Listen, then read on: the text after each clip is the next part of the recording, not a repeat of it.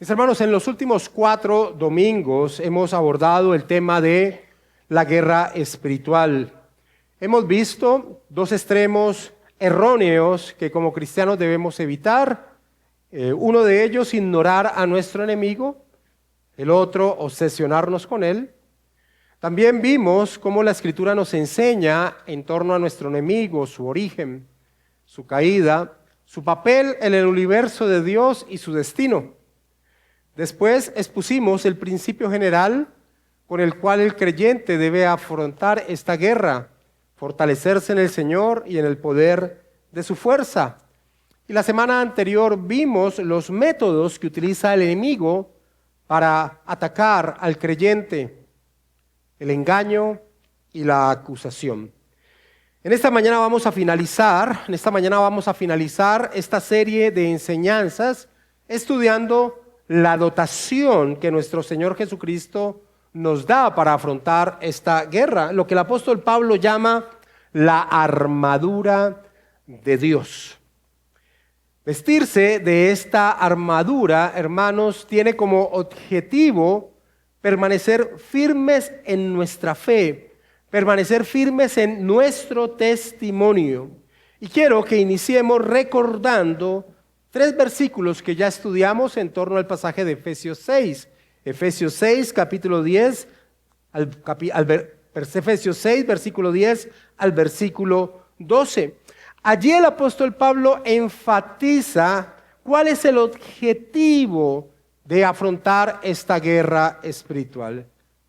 El versículo 10, por lo demás, hermanos míos, fortaleceos en el Señor y en el poder de su fuerza, vestidos de toda la armadura de Dios, para que podáis estar firmes contra las acechanzas del diablo. Porque no tenemos lucha contra sangre y carne, sino contra principados, contra potestades, contra los gobernadores de las tinieblas de este siglo, contra huestes espirituales de maldad en las regiones celestes. Leamos el versículo 13 también. Por tanto, tomad toda la armadura de Dios para que podáis resistir en el día malo y habiendo acabado todo, estar firmes. Nuestro papel en la guerra espiritual no es derrotar a Satanás, porque Satanás ya es un enemigo derrotado. Nuestro objetivo, como vemos allí en estos versículos, nuestro objetivo en torno a esta guerra espiritual es permanecer firmes después de que hemos recibido dicho ataque. El clérigo anglicano del siglo XVII, William Gurnall, en su libro El cristiano con toda la armadura de Dios, un libro de más de 1000 páginas que se enfoca en este pasaje de Efesios 6, versículos 10 al 20, señala lo siguiente: en el cielo no estaremos con armaduras, sino con túnicas gloriosas. Pero aquí ellas, a saber, las piezas especificadas de la armadura, deben usarse noche y día. Debemos caminar, trabajar y dormir con ellas. De otra manera no seremos verdaderos soldados de Cristo. Con esta armadura debemos estar firmes, atentos y nunca relajar nuestra vigilancia, porque el momento en el que el santo duerme es el momento en que Satanás lo tienta, termina señalando Gurnall. Mis hermanos, el cristiano nunca baja la guardia, porque en el momento menos esperado el enemigo ataca. Nunca nos deja en paz. La victoria no está en haber resistido al enemigo una vez, sino en permanecer firmes contra cualquier otra eventual agresión de parte de él. La victoria del cristiano es que cuando hayan pasado dichos momentos propicios que Satanás busca para derrumbarnos, entonces nosotros retengamos el nombre de Cristo sin haberlo manchado con nuestras acciones, permanecer firmes en el Señor. Ese es el objetivo de la guerra espiritual. Y ese es el objetivo de esta armadura que el apóstol Pablo expone. que el Señor nos provee. Tenemos que entender que cuando el apóstol Pablo escribió la epístola a los Efesios, estaba preso en Roma y permanecía constantemente al lado de él un soldado romano. Y al introducir este tema de la guerra espiritual, entonces el apóstol Pablo toma como referencia la indumentaria de ese soldado romano para señalar la necesidad de que el creyente estuviese preparado a la batalla como ese soldado romano lo estaba. Pero debemos también entender que esa imagen que toma el apóstol Pablo de la vestimenta del soldado romano no es una casualidad, no es algo que a él se le haya venido a la mente como novedosa.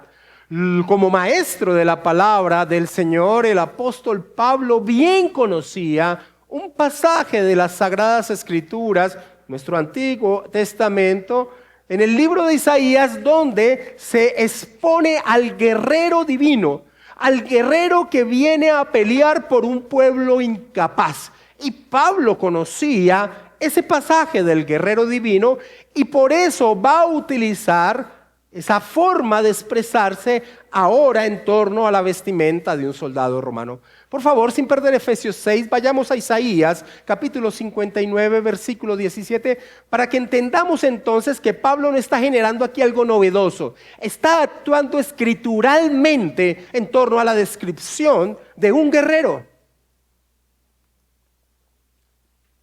Isaías capítulo 59, versículo 17 y 18. Pues de justicia se vistió como de una coraza, con yelmo de salvación en su cabeza. Tomó ropas de venganza por vestidura y se cubrió de celo como de manto, como para vindicación, como para retribuir con ira a sus enemigos y dar el pago a sus adversarios. Entonces el apóstol Pablo va a relacionar la vestidura del soldado romano con los atributos que el cristiano debe poseer al ir creciendo a la imagen de Cristo. Leamos esos 7 elementos que el apóstol Pablo resalta que deben estar presentes en la vida del cristiano para que pueda permanecer firme ante el ataque de Satanás y los demonios. Versículo 13 al versículo 18 de Efesios capítulo 6.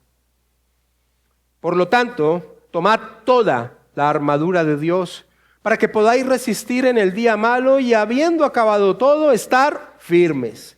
Estad pues firmes, ceñidos vuestros lomos con la verdad y vestidos con la coraza de justicia y calzados los pies con el apresto del evangelio de la paz.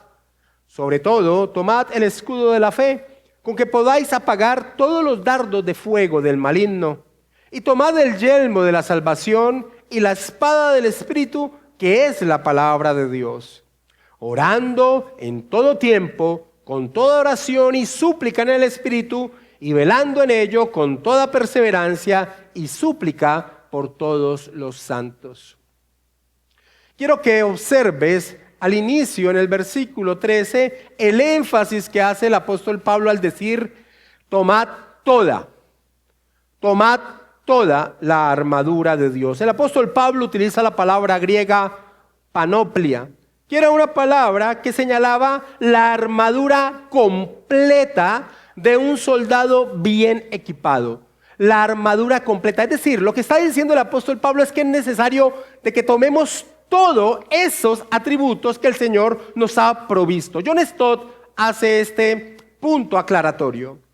Estos atributos que Pablo nombra sin duda no son exhaustivos en torno a lo que debe estar presente en la vida de un cristiano. Hay muchos otros atributos que deben estar presentes en la vida del cristiano, pero estos que nombra son fundamentales que estén presentes, decía John Stott. Vamos a dividir la exposición de estos 7 elementos en 3 puntos en torno a nuestra enseñanza. El primer punto tiene por título la identidad innegociable. El segundo punto tiene por título los componentes activos de la armadura. Y el tercero, la atmósfera donde se libra la batalla. Los tres primeros elementos que nombra el apóstol Pablo en esta armadura son la indumentaria con la cual el soldado en guerra siempre permanecía. Un soldado en guerra siempre tenía estos elementos puestos: la correa, la coraza y el calzado. En medio del conflicto, esto siempre estaba en posesión, siempre estaban colocados estos elementos. Versículo 14 y versículo 15 de Efesios 6. Estad pues firmes, ceñidos vuestros lomos con la verdad, y vestidos con la coraza de justicia, y calzados los pies con el apresto del evangelio de la paz. John MacArthur comentaba: como indica la palabra estad, con que inicia el versículo 14, como lo indica la palabra estad, que representa el tiempo verbal aoristo en el griego, es decir, una acción que perdura en el tiempo, las tres primeras piezas de la armadura son permanentes y el creyente nunca debe estar sin ellas. Ese es el énfasis de la expresión en este verbo aoristo en el griego. Leamos el versículo 14 y entonces iniciemos en torno a este primer elemento que nombra el apóstol Pablo. Estad pues firmes, ceñidos vuestros lomos con la verdad. Para entender un poco qué significa ceñirse los lomos, leámoslo de otras dos versiones de la Escritura. La Biblia de las Américas traduce este versículo así: estad pues firmes, ceñida vuestra cintura con la verdad. Y la Nueva Versión Internacional lo traduce así: manténganse firmes, ceñidos con el cinturón de la verdad. Hermanos, en la antigüedad, un soldado con la túnica suelta, recuerda que ellos vestían de túnicas, un soldado con la túnica suelta sería un desastre en la batalla. Sin facilidad de movimiento, expuesto a tropezarse, en otras palabras, sería una presa fácil para el enemigo. El cinturón afianzaba la vestimenta y entonces permitía el movimiento libre. Era fundamental poseer el cinturón. El apóstol Pablo, al tomar la indumentaria de un soldado romano, entonces relaciona esta pieza con la verdad. Relaciona esta pieza con la verdad. Y entonces debemos preguntarnos en qué sentido la relaciona. ¿A qué verdad hace referencia el apóstol Pablo? Bueno, la verdad a la que hace referencia el apóstol Pablo debemos entenderla en dos aspectos inseparables. El primero es la verdad de la palabra de Dios como fundamento de la vida. La verdad de la palabra de Dios como fundamento de la vida. Y es que, hermanos, nadie puede enfrentar a Satanás y a sus engaños sin tener una mente renovada y guiados por la bendita Escritura. Es decir, la mente de Cristo, como lo expresa la bendita palabra del Señor, una mente escritural. Eso permite discernir la falsedad, el engaño. Solo esto es posible si la verdad de Dios gobierna nuestras vidas. Porque si nuestra mente sigue aferrada a los objetivos, a la filosofía del mundo caído del cual todos venimos, entonces vamos a ser presa fácil del enemigo. Porque debemos recordar que Satanás es el padre de la mentira, el padre de mentira. Y su principal método de ataque es el engaño. Pero si el cristiano tiene su mente llena de la verdad bíblica, las tentaciones del enemigo serán menos poderosas, serán menos llamativas. El apóstol Pablo, cuando escribe la epístola a los romanos, después de exponer el bendito evangelio, lo que Dios ha hecho por su pueblo, y entra a la parte de la epístola donde enfatiza la manera en que el cristiano debe vivir, dice el apóstol Pablo: no os conforméis a este siglo, no se conformen a este sistema, no se dejen amoldar por este sistema, sino transformaos por medio de la renovación de vuestro entendimiento, para que comprobéis cuál sea la buena voluntad de Dios, agradable y perfecta. En Romanos capítulo 12, versículo 2. Transformar, tener una mente escritural, eso es lo que enfatiza el apóstol Pablo. Y es lo que está señalando el apóstol Pablo aquí al vincular el cinturón con la verdad. En primera manera o en primer punto, la verdad de la palabra de Dios como fundamento de la vida. Pero hay un segundo aspecto de la verdad que tiene que ver con esto también, y es la verdad como honestidad personal. La verdad de Dios, su palabra, su voluntad, conocer lo que el Señor hizo por nosotros, tiene que tener un fruto natural. Y ese fruto es conducir a una vida libre de la mentira en cualquier área. La mentira no tiene relación con el cristiano. Engañar, mentir, es entrar en el terreno del enemigo. Él es el padre de la mentira. John Stott comentaba: engañar, caer en hipocresías, unirse a intrigas y mentiras es jugar el juego del diablo. Y no podremos vencerlo con su propio juego. Lo que más abomina a Satanás es la verdad transparente. Ama la oscuridad, la luz lo hace huir.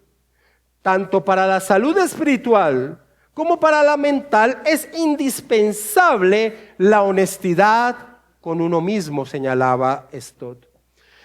Hermanos, es imposible permanecer firme con Satanás si la mentira está presente en nuestra vida, aún en un área muy pequeña. La mentira crea una grieta que el enemigo, como comúnmente se expresa, tapa y tapa hasta que destapa. Y cuando destapa, expone al cristiano a la vergüenza y el nombre de Cristo es vilipendiado.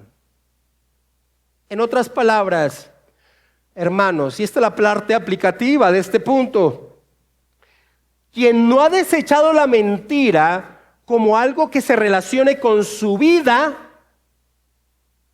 va a carecer de la libertad de movimiento para enfrentar la batalla.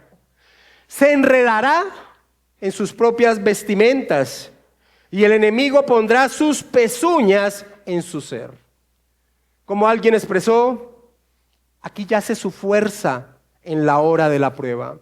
La razón, la tradición, los credos y las filosofías tal vez se quiebren bajo la presión de la vida, pero la palabra de Dios vivida y creída le harán estar firmes. Así que el cristiano no tiene que ver nada con la mentira. Tiene una mente escritural que guía su vida. Esa es la expresión que el apóstol Pablo vincula con este elemento del cinturón. El segundo elemento de la armadura de un soldado que Pablo ahora va a abordar y que vincula con aquello con lo cual el cristiano siempre debe estar vestido, lo señala en la parte B del versículo 14. Y vestíos con la coraza de justicia. La coraza era la pieza de la armadura romana diseñada para cubrir las partes vitales del cuerpo de un soldado. Cubría el pecho, el corazón, el estómago y en algunos casos también la espalda. Hermanos, esos lugares del cuerpo, en el pensamiento de un judío, eran precisamente los lugares donde se desarrollaban la voluntad, las emociones, la mente misma. Y esas precisamente son las áreas que Satanás ataca con mayor potencia. Así que el apóstol Pablo relaciona esta protección vital que ofrece una coraza, mira lo que lo hace con la justicia. Justicia. Y nos preguntamos, al igual que hicimos con la verdad, ¿en qué sentido debemos tomar aquí la expresión justicia? Y respondemos que se está refiriendo a vivir justamente.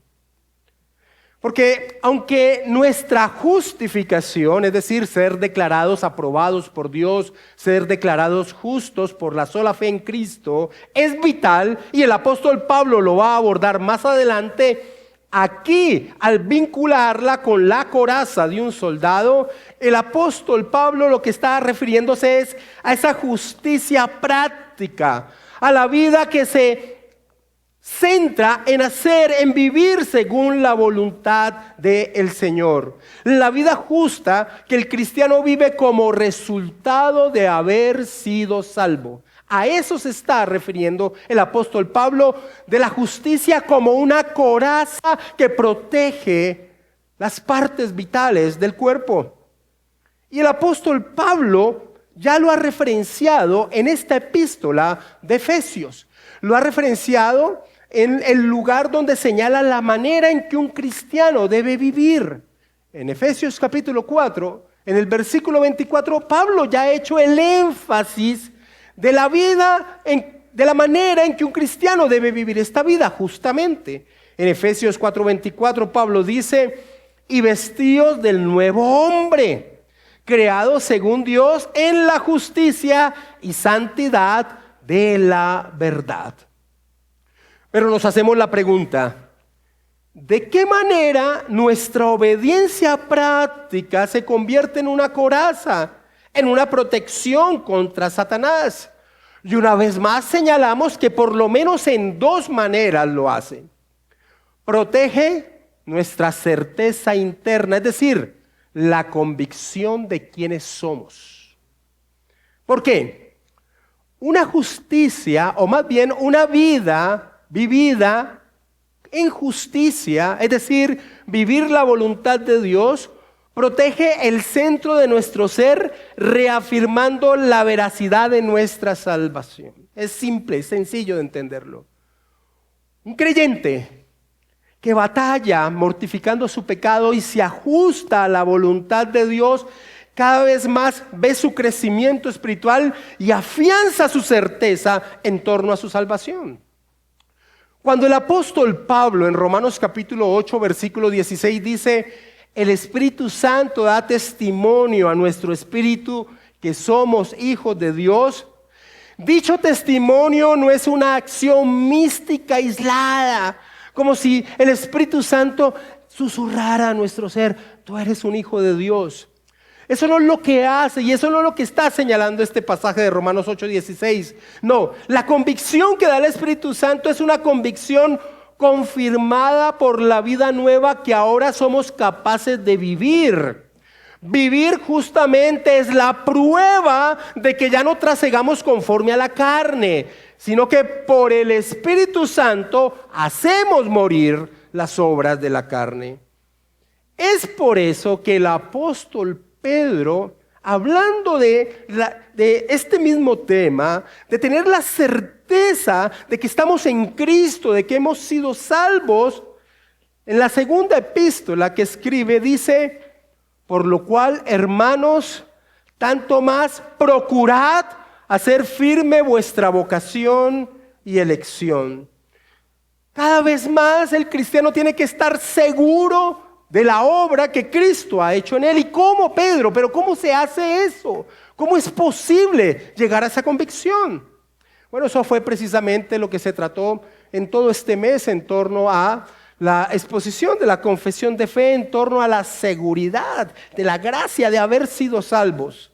Pero Pedro lo dice ahí mismo en esa segunda epístola, dice, vosotros también, poniendo toda diligencia, por esto mismo, añadid a vuestra fe virtud, a la virtud conocimiento, al conocimiento dominio propio, al dominio propio paciencia, a la paciencia piedad, a la piedad afecto fraternal y al afecto fraternal amor. Es decir, una vida que está en constante crecimiento espiritual, en constante crecimiento en santidad. Hermanos, la vida que carece de santidad pierde el gozo de su salvación, está insegura, está sin coraza, está vulnerable a la duda y a la acusación, que como vimos son los métodos que utiliza el enemigo. Así que la coraza de justicia, una vida que se esfuerza en vivir bajo la guía de la ley de Dios como regla de fe, claramente protege esas áreas donde el enemigo constantemente quiere atacar. Pero hay un segundo aspecto en que la justicia, una vida vivida según la voluntad de Dios, se convierte en una coraza. Y esto es que evita dar lugar a Satanás. Cuando el cristiano es negligente en la santidad, deja una endija, como ya lo expresamos, una endija abierta por donde Satanás va a entrar a destrozar como un león rugiente. Acompáñame ahí en la carta a los Efesios, al capítulo 4, y lee el versículo 26 y 27. Pablo ya lo ha expresado en medio de esta epístola, en la manera en que un cristiano tiene que vivir. Airaos, pero no pequéis. No se ponga el sol sobre vuestro enojo, ni deis lugar al diablo. No permitir endijas. Y eso se realiza al vivir cada vez más una vida en esfuerzo con el poder del Espíritu Santo de vivir justamente según la voluntad del Señor. Porque el jugueteo con el pecado, hermanos, son endijas por donde el enemigo labora y siembra la desgracia. William Barclay comentaba: cuando un hombre está vestido con justicia es invencible. Las palabras no son una defensa de las acusaciones, pero una vida buena sí lo es. El cristiano entonces cierra endijas cuando, vigilante de sí mismo, vive una vida cada vez más con el poder del Santo Espíritu de Dios ajustada a la voluntad de Dios. Así que la vida en obediencia a la voluntad de Dios entonces se convierte en una coraza, la coraza de justicia que evita que la flecha del enemigo afecte un órgano vital. El tercer elemento de la armadura de un soldado que Pablo aborda y vincula con aquello con lo cual el cristiano siempre debe estar vestido. Recuerda que estos tres primeros elementos son los elementos que el cristiano siempre debe poseer: verdad, una vida en justicia. Ahora vincula, versículo 15, el calzado. Dice, y calzados los pies con el apresto del evangelio de la paz.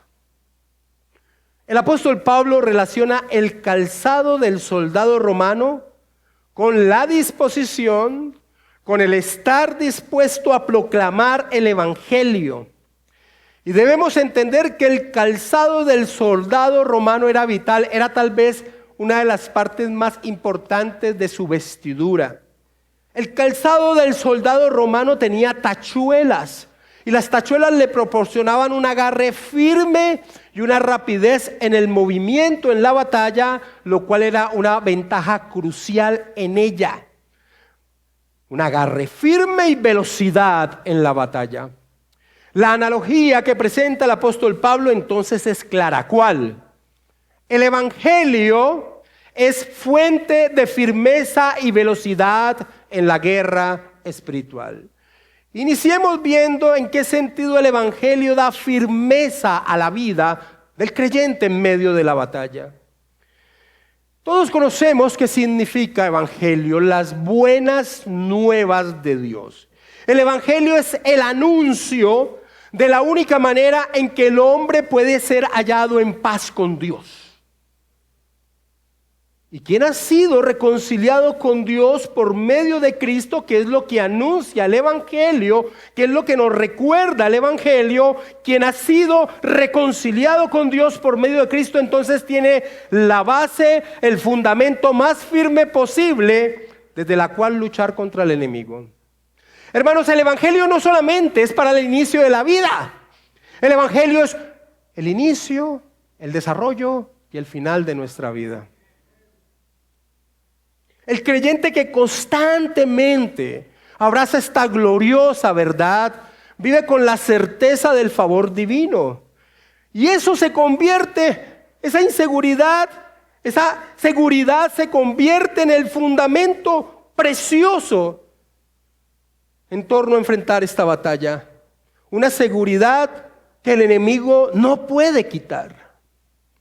Esta confianza se mantiene aún cuando nuestras percepciones, nuestros sentidos vean lo contrario.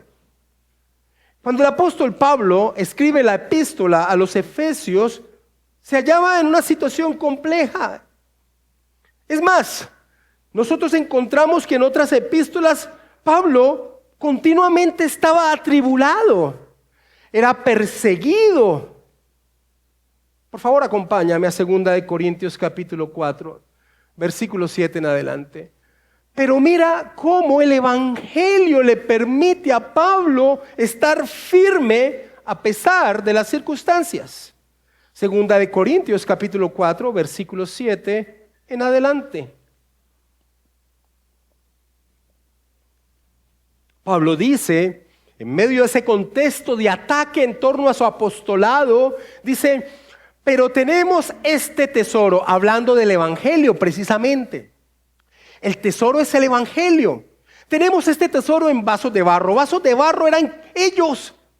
Ellos tenían ese tesoro, el tesoro del Evangelio. Dice, pero tenemos este tesoro en vasos de barro, para que la excelencia del poder sea de Dios y no de nosotros, que estamos atribulados en todo, mas no angustiados, en apuros, mas no desesperados, perseguidos, mas no desamparados, derribados, pero no destruidos. Y es que la verdad de estar en paz con Dios, que es el anuncio del Evangelio por la obra de Cristo, es la base firme que dan el calzado fuerte al cristiano. Es la verdad vital en medio de la confrontación que trae esta guerra espiritual. Charles Hodge comentaba: puesto que el Evangelio logra nuestra paz con Dios, produce en el creyente, y me encanta esta frase, un celo gozoso mental.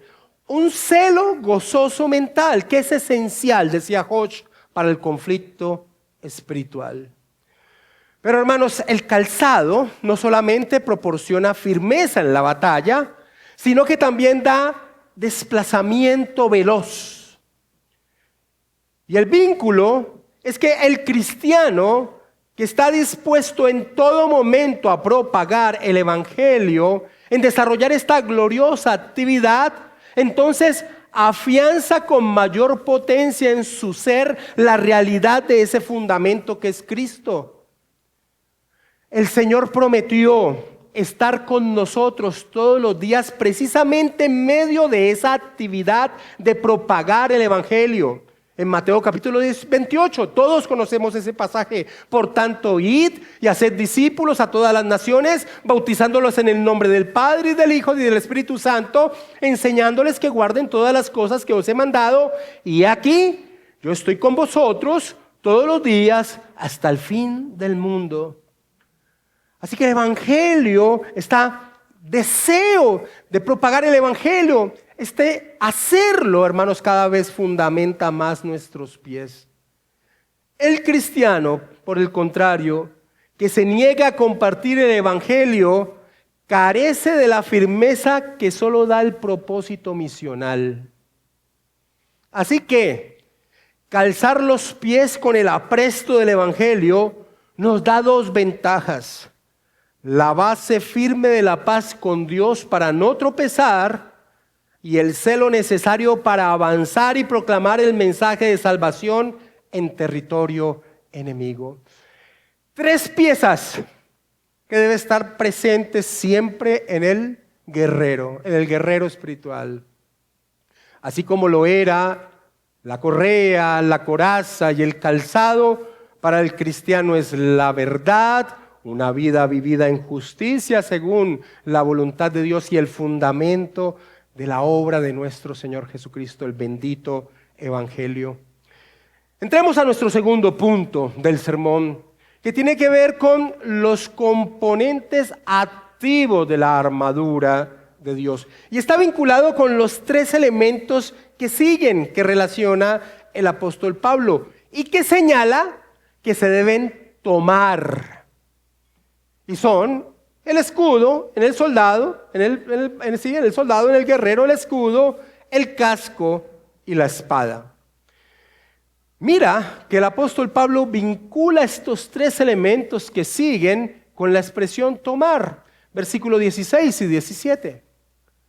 Sobre todo, tomad el escudo de la fe, con que podáis apagar todos los dardos de fuego del maligno. Y tomad el yelmo de la salvación y la espada del Espíritu, que es la palabra de Dios. Tenemos que tener en cuenta esto. Cuando Reina Valera, que es tal vez la mayoría de versiones que están aquí presentes en medio de la congregación, dice en el versículo 16, sobre todo, no significa que el escudo sea un elemento más importante que los anteriores que él ha nombrado. Una mejor traducción sería, además de todo esto, de lo que ya ha nombrado. Por ejemplo, así lo traduce Nueva Versión Internacional y la Nueva Traducción Viviente. Además de todo esto, tomad. Es como si el apóstol Pablo dijese, bueno, ya que como cristiano posees estas características vitales, la verdad, una vida vivida en justicia, el fundamento del Evangelio, pues además de eso, cuando llegue el momento, tomen su escudo, tomen su casco y tomen su espada. Es como si lo expresara así. Y el primer elemento que Pablo exhorta a tomar es el escudo de la fe. Y tenemos que imaginarnos el escudo que utilizaba el soldado romano en medio de la batalla.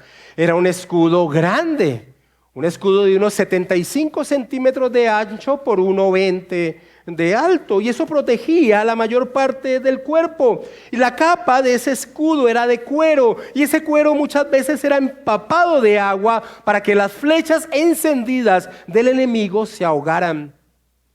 Pero tristemente, viendo que el apóstol Pablo relaciona el escudo con la fe, tristemente, cuando hablamos de la fe, lo primero que tenemos que decir, y digo tristemente porque no debería tener confusión, pero en medio de un contexto que ha malinterpretado lo que es la fe, es necesario hacer esta salvedad. Tristemente tenemos que decir que la fe no es un poder místico, no es una fuerza que surge del interior del cristiano. Todo lo contrario, la fe es la expresión de la humillación propia. Es la declaración de la necesidad de que otro venga en mi auxilio. Fe no es tener confianza en algo que está en nuestro interior. La fe apunta a Dios. El objeto de nuestra fe es Cristo. Calvino lo representaba con la mano de un mendigo extendida. Martin Lloyd-Jones comentaba, la fe nunca apunta a sí misma, siempre apunta al objetivo. Esto es absolutamente crucial. Las sectas producen gente que tiene fe en la fe. Pero si uno pone fe en su fe, muy pronto se encontrará vencido. Hay los que por esfuerzo propio excitan su propia fe y trabajan para mejorar la calidad de esa fe en ellos mismos, pero tampoco triunfarán. Tal esfuerzo es un producto puramente psicológico. No nos dice Dios que creamos en nuestra propia fe, ni que pongamos nuestra fe en la fe. No, la fe nunca apunta a sí misma. Ella por sí sola jamás podrá proteger a una persona, señalaba Lloyd-Jones. La fe más bien puede ser definida como dejar caer nuestra existencia sobre los brazos de Cristo. Dejar caer todo nuestro ser sobre los brazos de Cristo. Eso puede señalar una buena expresión de lo que es la fe. Y es esa confianza lo que permite que la fe actúe como un escudo que apaga los dardos de fuego que Satanás lanza sobre la vida de un creyente. ¿Y cómo lo hace? ¿De qué manera la fe se convierte en un escudo? Al proveer una conciencia constante de la presencia de Dios y nuestra dependencia de Él. Vivir corandeo, es decir, delante de la presencia de Dios, consciente de su necesidad. Contra la tentación, por ejemplo, la mayor arma para quitarle el poder a la tentación es traernos a nuestra mente la realidad de que Dios mora en nosotros. José, en Egipto, ¿recuerdas? La esposa de Potifar, que seguramente era una mujer hermosa, quería tomarlo, quería tener relaciones sexuales con él. Y él dice, ¿cómo pues haría yo este grande mal y pecaría contra Dios? Una conciencia de su vínculo con Dios. Hermanos, la fe en torno a la tentación mira lo horripilante que es el pecado, le quita el maquillaje que Satanás le coloca. Porque pecar es una acción vergonzosa que realizamos delante de la presencia de Dios. Recuerda lo que hace el apóstol Pablo en la primera carta a los Corintios, en medio de una cultura, como la cultura de los corintios, que era altamente desviada sexualmente. Pablo toma esta figura a los creyentes en Corinto, la parafraseo. Si ustedes se acuestan con una prostituta, ustedes se están uniendo a Cristo con la prostituta porque Cristo mora en ustedes. Y eso es lo que debe suceder con la conciencia de la presencia de Dios en nuestra vida. Pero en torno al temor, a la duda, que vienen cuando las tribulaciones nos acechan, ¿de qué manera la fe se convierte en un escudo? Bueno, es allí cuando la fe se convierte en un escudo porque nosotros podemos entender que Dios tiene un propósito con nuestra existencia, que no hay despropósito en Dios, que Dios no está lejos de mí en medio de esa situación compleja que estoy viviendo, que puedo expresar con el apóstol Pablo, sabemos que a los que aman a Dios, todas las cosas les ayudan a bien. Tal vez no la entienda, pero sé que Dios tiene un propósito. Sé que Dios me está llevando de su mano, lo sé. Y es por eso que el apóstol Juan puede llegar a expresar lo siguiente: todo lo que es nacido de Dios vence al mundo. Y esta es la victoria que ha vencido al mundo. Y Juan dice, nuestra fe. En primera de Juan, capítulo 5, versículo 4. Martin Lloyd-Jones decía, la fe quiere decir la habilidad que tiene el creyente para aplicar prontamente lo que creemos para poder resistir cualquier cosa que haga Satanás o intente hacer contra nosotros. La habilidad de aplicar prontamente lo que creemos cuando Satanás está atacando.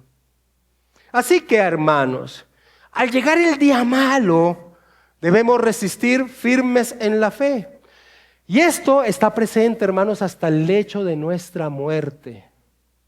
Allí, cuando Satanás susurre la duda, tú tienes que decir y traer la verdad y tomar ese escudo de la fe y señalar, Dios está conmigo y en pocos momentos estaré con mi Señor Jesucristo.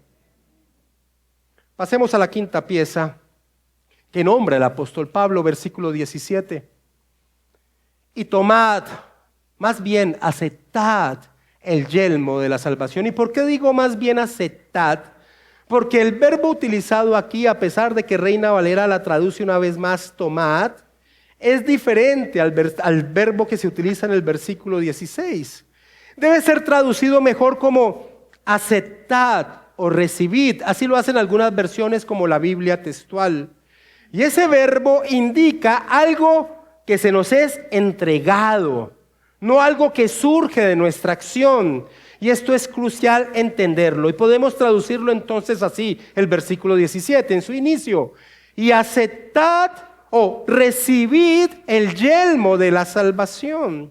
Porque la salvación no depende del esfuerzo del cristiano, sino que es un regalo divino, del cual nos apropiamos. El yelmo, hermanos, es el casco del soldado romano. Y este era de metal duro y su función era lógica, proteger la cabeza. Y Pablo la usa como una referencia a proteger nuestra mente, a protegerla de los ataques de Satanás, especialmente el engaño y la incertidumbre. Satanás, el padre de mentira, constantemente susurra al oído. Por ejemplo, del creyente del siglo XXI, rodeado de escépticos, de burladores de la fe. Satanás dice: ¡qué iluso! ¿Crees en algo desarrollado hace más de 2000 años en medio de una cultura antigua, tan lejana a ustedes? Algo parecido a lo que se ha desarrollado en otras culturas. ¡Qué ingenuo! O cuando caes, te dice: ¿ves?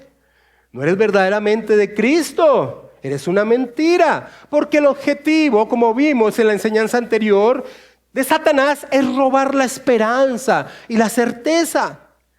Por eso el apóstol Pablo relaciona el casco, el yelmo, con la salvación, es decir, con la certeza de nuestra salvación.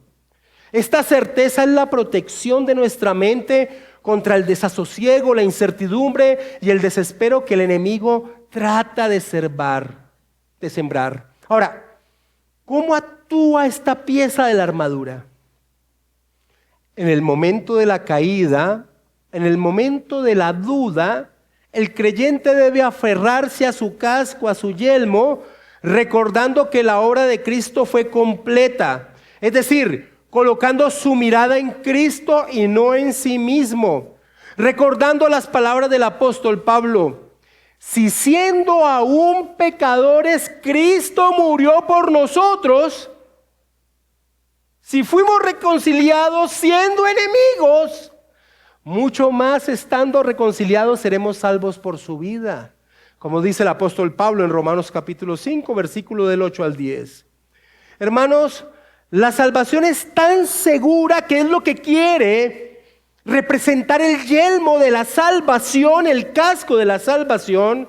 La salvación es tan segura que nuestro Señor Jesucristo expresó en torno a sus torpes ovejas: nadie las arrebatará de mi mano. Nadie es nadie. Mi Padre es mayor que todos y nadie las puede arrebatar de su mano. El puritano Thomas Brooks, en su libro El cielo en la tierra, un tratado sobre la seguridad del cristiano, escribió lo siguiente: oh almas desesperadas, los brazos de la misericordia están abiertos para recibir a un Manasés. Está hablando del rey Manasés, el peor rey de Judá. Los brazos de la misericordia están abiertos para recibir a un Manasés. Y lo dice porque pareciera que Manasés se hubiese arrepentido al final de sus días. O así lo expresa la Escritura. Los brazos de la misericordia están abiertos para recibir a un Manasés, un monstruo, un demonio encarnado que hizo que al profeta Isaías fuera aserrado en dos, que se apartó del Señor para cometer idolatría e hizo pasar a sus hijos por el fuego, y se ocupó de los espíritus encantadores e hizo que las calles de Jerusalén rebosaran de sangre inocente. El alma de María Magdalena estaba llena de demonios y sin embargo Cristo los echa fuera e hizo de su corazón su casa. ¿Por qué entonces dices que no hay esperanza para ti, oh alma desesperada? Pablo estaba lleno de ira contra Cristo y su pueblo y lleno de blasfemia e impiedad, y sin embargo he aquí Pablo es un vaso escogido. Pablo es arrebatado al cielo y está lleno de los dones y las gracias del Espíritu Santo. ¿Por qué entonces dirías que no hay ayuda para ti, oh alma desesperada? Aunque el hijo pródigo se había escapado de su padre y había gastado y desperdiciado toda su propiedad en formas de vileza y maldad, sin embargo, tras su resolución de regresar, su padre lo encuentra y en lugar de matarlo lo besa, en lugar de darle una patada lo abraza, en lugar de cerrarle la puerta le hace provisión suntuosa. ¿Y cómo entonces te atreves a decir, oh alma desesperada, que Dios nunca te echará un ojo de amor, ni te concederá una migaja de su misericordia? Entonces, oh alma desesperada, te sientas suspirando y caminas de un lado a otro, lamentándote y concluyendo tristemente que no hay misericordia para ti. Levanta la cabeza, alma desesperada. Jesucristo mismo es un regalo de gracia gratuita. La consideración de su amor libre, ilimitado, sin fondo e interminable puede brindarte muchos motivos de admiración y consuelo, pero ninguno de desesperación, termina señalando Bruce. El yelmo de la salvación. Creyentes, tomen el yelmo de la salvación, la seguridad de su salvación y protéjanse del ataque de del enemigo. William Bridge, un ministro puritano del siglo XVII, decía: aquel que no tiene la seguridad de su salvación es porque conversa demasiado con Satanás. Entremos a la sexta y última pieza de la armadura. Versículo 17, parte B. Y tomad, o más bien, recibid la espada del Espíritu, que es la palabra de Dios. La espada a la que se refiere el apóstol Pablo es una espada corta que utilizaba el soldado romano cuando se presentaba el combate cuerpo a cuerpo. Y esto nos señala que nuestra guerra y combate con Satanás puede volverse tan cercana y violenta que el cristiano debe hacer uso de esta gloriosa arma. Pablo relaciona esta espada con la palabra de Dios. Por eso la llama la espada del Espíritu, porque es el Espíritu Santo de quien viene la palabra del Señor. Y debemos aquí recordar algo fundamental. Vivimos en medio de un contexto cultural religioso que ha enseñado que la función del Espíritu Santo es traer revelación de Dios a nuestro corazón. Y esa no es la función del Espíritu Santo en torno a la vida del creyente. La función del Espíritu Santo en torno a la vida del creyente es iluminar su bendita palabra. Aquí el apóstol Pablo dice: reciben, tomen la palabra del Señor. Porque el Espíritu Santo va a iluminar su palabra, pero no la va a iluminar en alguien que no la conoce. Nuestro Señor Jesucristo nos dio ejemplo. A cada ataque del enemigo en el desierto, Él, lleno del Espíritu Santo, respondió: escrito está, escrito está. Así que cuando Satanás susurre: tu pecado es muy grande, el cristiano levanta su espada y recuerda: Él puede salvar perpetuamente a los que por Él se acercan a Dios. Cuando el enemigo insinúe: sin duda un día caerás en mis manos, el cristiano responderá: estoy persuadido de que el que comenzó la buena obra en mí la perfeccionará hasta el día de Jesucristo.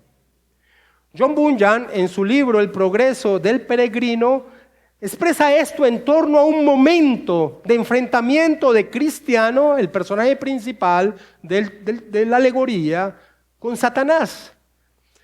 Dice Bunyan: mientras Apolión asestaba su último golpe sobre Cristiano, para terminar por completo con este buen hombre, Cristiano extendió ágilmente su mano para tomar su espada, y al hacerlo dijo: no te regocijes contra mí, oh enemigo mío, pues cuando caiga he de levantarme.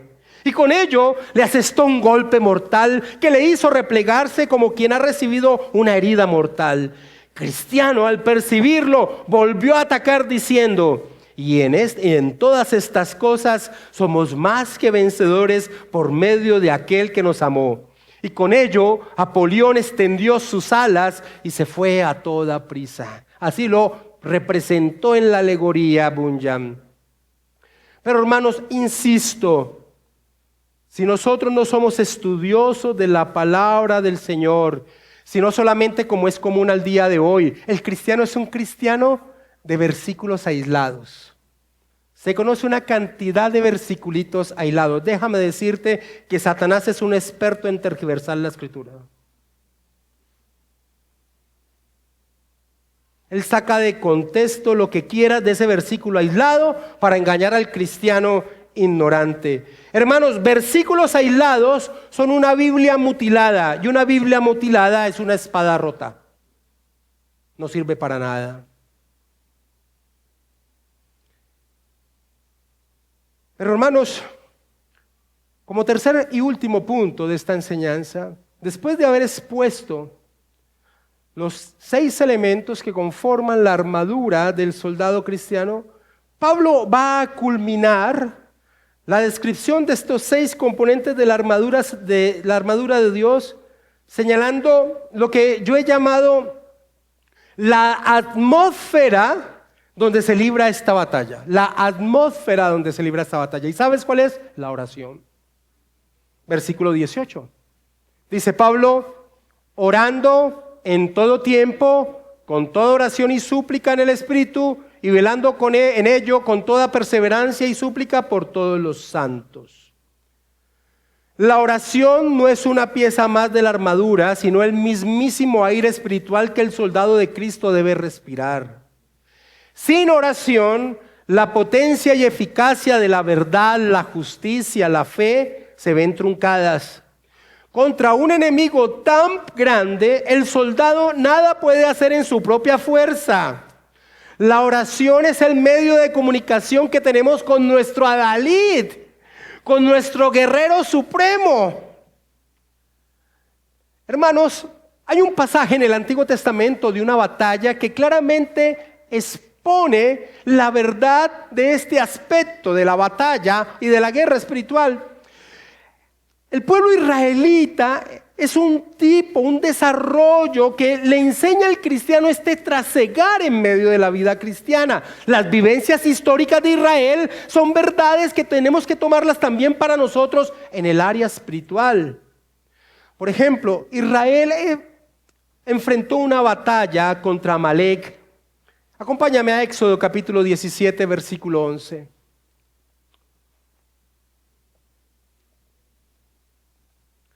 Y eso expone la realidad que hace la oración en medio del conflicto espiritual. ¿Qué? La realidad de ser conscientes que la guerra la libra es Dios. Nos da la potencia para hacerlo, nos ha capacitado, nos ha dotado. Fortaleceos en el Señor y en el poder de su fuerza. El versículo 11 de Éxodo capítulo 17 expone esto tremendo que sucedió en medio de esa batalla. Y sucedía que cuando alzaba Moisés su mano, Israel prevalecía. Mas cuando él bajaba su mano, prevalecía Amalek. Mis hermanos, Pablo enfatiza el papel vital de la oración al utilizar 4 veces en Efesios capítulo 6, versículo 18, 4 veces la palabra todo en una sola frase, señalando 4 aspectos esenciales en nuestro deber. Pablo dice, orando en todo tiempo, frecuencia, constante. El enemigo nunca duerme. La oración debe ser el medio de vida continuo del creyente. Una conciencia constante de Dios y la necesidad de su asistencia. Pero Pablo también dice, con toda oración y súplica en el Espíritu. Es decir, que la oración involucra agradecimiento, adoración, confesión, súplica. Debe ser en el Espíritu, es decir, conforme a su voluntad. Pero Pablo también dice, y velando con ello con toda perseverancia. El creyente persevera en la oración porque confía en que Dios responderá a nuestro favor. Tal vez no como lo esperemos, pero sí en torno a su plan bondadoso. Y Pablo dice, y súplica por todos los santos. Extensión. Al interceder imitamos a nuestro gran intercesor celestial, nuestro Señor Jesucristo, y nos llevamos del valor al saber que hay otros batallando a nuestro lado en medio de este conflicto espiritual. Así que la oración es la atmósfera donde el cristiano debe librar esta guerra espiritual. Por eso el apóstol Pablo termina señalando versículos 19 y 20. Y por mí, oren por mí, a fin de que al abrir mi boca me sea dada palabra para dar a conocer con denuedo, es decir, con autoridad, el misterio del evangelio, por el cual soy embajador de cadenas, que con denuedo hable de él como debo hablar. J.C. Ryle expresaba: son pocos los hijos de Dios que no experimentan a menudo que el tiempo que dedican a la oración es un tiempo de conflicto. El diablo se siente airado contra nosotros de un modo especial cuando nos ve de rodillas. El ambiente en que se libra esta batalla, orando los unos por los otros, el cuerpo de Cristo. ¡Qué poder, hermanos! El cuerpo de Cristo orando los unos por los otros. Y quiero terminar con estas palabras. Hermanos, fortaleceos en el Señor y en el poder de su fuerza. Tomen toda la armadura de Dios para que puedan resistir en el día malo. Y habiendo acabado todo, estén firmes en su testimonio, en su vida en torno al Señor.